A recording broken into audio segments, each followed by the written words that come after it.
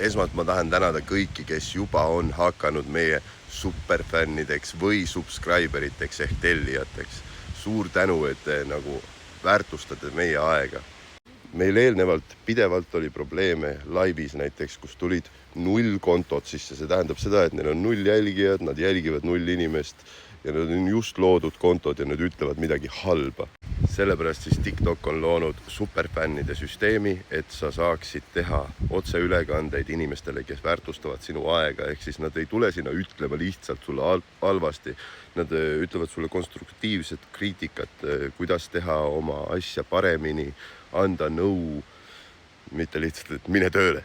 Ja rääkides tööst, siis mul on tunne, et kõige ausam viis, kuidas raha saada sisuloojal, siis on otse tema jälgijatelt, ilma et sa peaksid neile mingisugust toodet või teenust müüma, mida nad tegelikult ju tarbida ei taha.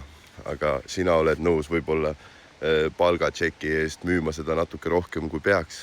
Ja ma tean, et paljud meie jälgijad on öelnud, nad lihtsalt ei taha maksta TikTokile osa rahast ära, vaid tahaksid meid otse näiteks toetada. Siis neile ma tahan öelda seda, et aga TikTok võimaldab meile seda platvormi, kus kohas me saame siis kokku üldse saada. Ja nagu praegusel hetkel läbi tellija või superfänniks hakkamise on see protsent kõige väiksem, mis TikTok võtab. Ja igal juhul me tahame teha nagu nendele inimestele, kes otsustavad toetada meie sisuloomet, natukene rohkem sisu kui siis neile, kes lihtsalt vaatavad. Et ma arvan, et see on väga aus viis, kuidas asju teha. Ja mul on väga kahju, kui osad inimesed sellest nüüd välja jäävad. Ma arvan, et see ei ole palju palutud, kui inimesed, kes maksavad, saavad natukene rohkem kui inimesed, kes siis otsustavad mitte seda teha.